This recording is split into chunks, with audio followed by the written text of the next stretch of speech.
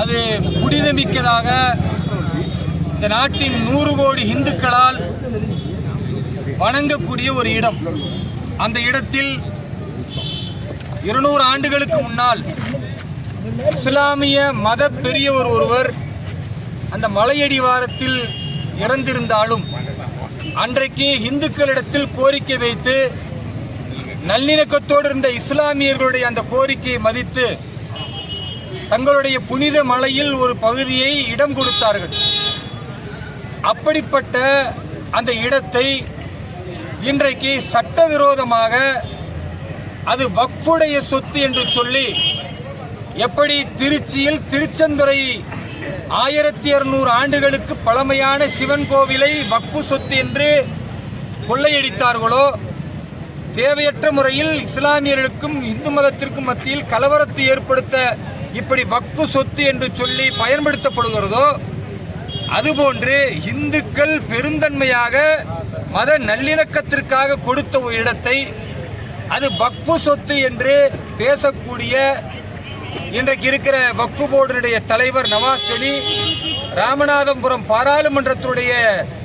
பாராளுமன்ற உறுப்பினர் நவாஸ் கனி அவர்கள் இந்துக்களுடைய உணர்வுகளை புண்படுத்தும் விதமாக அங்கு தொடர்ந்து இந்து அமைப்புகளும் பாரதிய ஜனதா கட்சியும் இந்து மக்களுடைய நம்பிக்கை உள்ளவர்களும் அந்த மலையின் புனிதத்தை கெடுக்கக்கூடாது என்று தொடர் போராட்டம் நடத்தி கொண்டிருக்கும் பொழுது அங்கு தன்னோடு அழைத்து வந்தவர்களிடத்தில் மாட்டு இறைச்சியை கொடுத்து மாட்டு பிரியாணி சாப்பிட்டு மலையின் புனிதத்தை கெடுப்பார்கள் என்றால் இது மத மோதலையும் சமூகத்தின் பதட்டத்தையும் ஏற்படுத்துகிறது. இதற்கு பின்னால் திமுக இருக்கிறது என்று பகிரங்கமாக நாங்கள் குற்றம் சாட்டுகிறோம். 2026 தேர்தலை மனதில் வைத்து திமுக டெபாசிட் இல்லாமல் போய்விடும் என்ற பயத்தின் காரணமாக இஸ்லாமிய சமூகத்திற்கும் இந்து மக்களுக்கும் மத்தியில் ஒரு கலவரத்தை ஏற்படுத்தி கோவையை போன்று மதுரையை ஆக்குவதற்கு திமுகவினர் திட்டமிடுகிறார்கள். அதற்கு இந்த அரசு துணை போகிறது என்பதுதான் பகிரங்க குற்றச்சாட்டு.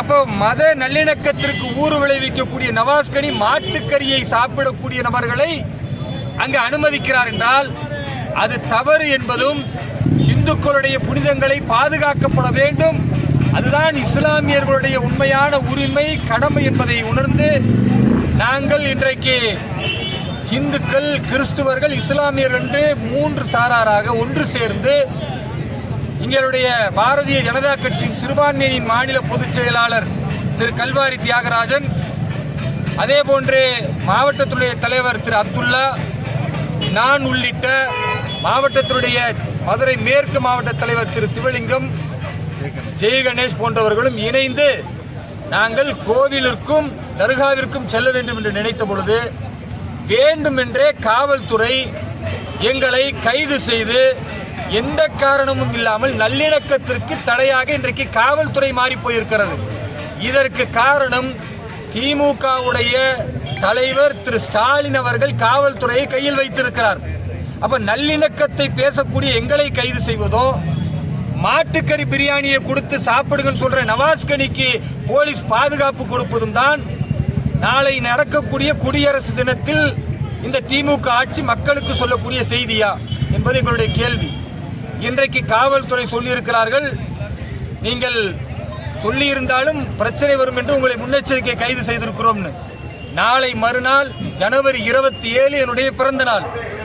அன்றைக்கு நான் இதே திருப்பரங்குன்றம் மலைக்கு வந்து அங்கு என்னுடைய பிரார்த்தனையை செய்யவிருக்கிறேன் என்று காவல்துறையினிடத்தில் முறையாக சொல்லியிருக்கிறேன்.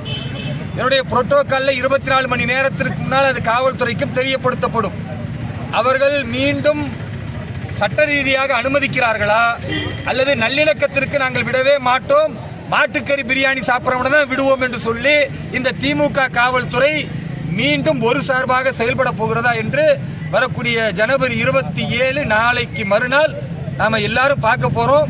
இதில் இந்துக்களுக்கு உணர்வு இருக்குமே, ஆனால் ஒரு இஸ்லாமியராக ஒரு கிறிஸ்துவராக நாங்கள் குரல் கொடுக்கும் பொழுது அந்த மலையின் புனிதத்தை உணர்ந்து என் தொப்புள் குடி உறவுகளுக்காக, என் இந்து சொந்தங்களுக்காக, இஸ்லாமியர்களாகி நாங்கள் குரல் கொடுக்கும் பொழுது யாரோ ஒரு 4 பயங்கரவாதி 4 தீவிரவாதி இஸ்லாமியர் பெயர்ல வந்து வம்பிழுப்பான்னா மாட்டுக்கறி பிரியாணி சாப்பிடுவான்னா அதை இந்துக்கள் எப்படி பார்த்து கொண்டிருக்க முடியும்? இந்துக்கள் உணர்வோடு இதில் எழுந்து நாம் அனைவரும் கரம் கோர்ப்போம், ஒற்றுமையாக திருப்பரங்குன்றம் மலையின் புனிதத்தை பாதுகாப்போம். ஜெய் ஹிந்த். மத நல்லிணக்கத்தை காப்போம்.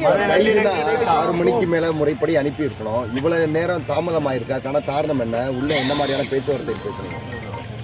காவல்துறையை பொறுத்த வரைக்கும் அவர்கள் ஒரு விஷயத்துல தெளிவா இருக்கிறாங்க.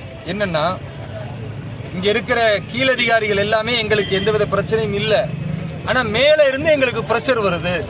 அப்ப மேல இருந்து பிரஷர் வருதுன்னா ஐயா ஸ்டாலின் அவர்களிடத்திலிருந்து தான் இந்த பிரஷர் வருதுன்னு நாங்கள் எதிர்பார்க்கிறோமே தவிர வேற காவல்துறை என்ன செய்ய முடியும்? ஸ்டாலின் அவர்கள் வாக்கு வங்கிக்காக இஸ்லாமியர்கள் பயங்கரவாதத்தை கையில் எடுத்தாலும் பார்த்து கொண்டிருக்கிறார். அவருடைய ஆட்சி வந்த பிறகு கார் குண்டுவெடிப்பு, தற்கொலை குண்டுவெடிப்பு நடந்திருக்கிறது. பாரதிய ஜனதா கட்சியினுடைய அலுவலகங்கள், அதே போன்று ராஷ்டிரிய சுயம் சேவக் சங்கம் உடைய அந்த சுயம் சேவருடைய வீடுகளில் பெட்ரோல் குண்டுகள் அடிக்கப்பட்டிருக்கிறது. அதே போன்று இந்துத்துவாவை பேசக்கூடிய எங்களை போன்ற தலைவர்கள் குறிவைத்து தாக்கப்படுகிறார்கள். இதெல்லாம் திமுக ஆட்சியில் நடந்து கொண்டிருக்கிறது என்றால், அப்ப இதுக்கு மாற்றாக இந்துக்களுடைய எழுச்சி இன்றைக்கு இருக்கிறது. நேற்று வரைக்கும் நாங்கள் சாப்பிட்டோம், இன்னைக்கும் சாப்பிடுவோம் என்று சொல்லுவதெல்லாம் இது முழுக்க முழுக்க மலையின் புனிதத்தை கெடுக்கும் செயல். நல்லிணக்கம் வேண்டும் என்றால், அங்கு இஸ்லாமியர்களும் இந்துக்களும் ஒன்று சேர வேண்டும் என்றால் காவல்துறை எங்களை அனுமதிக்க வேண்டும்.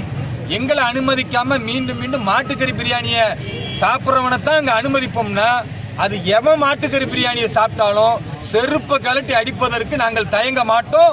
உணர்வுள்ளவர்களாக, தேசப்பட்டுள்ளவர்களாக நாங்கள் இருப்போம். அதற்காக காவல்துறை என்ன நடவடிக்கை எடுத்தாலும் அதை சந்திக்க தயாராக இருக்கும்.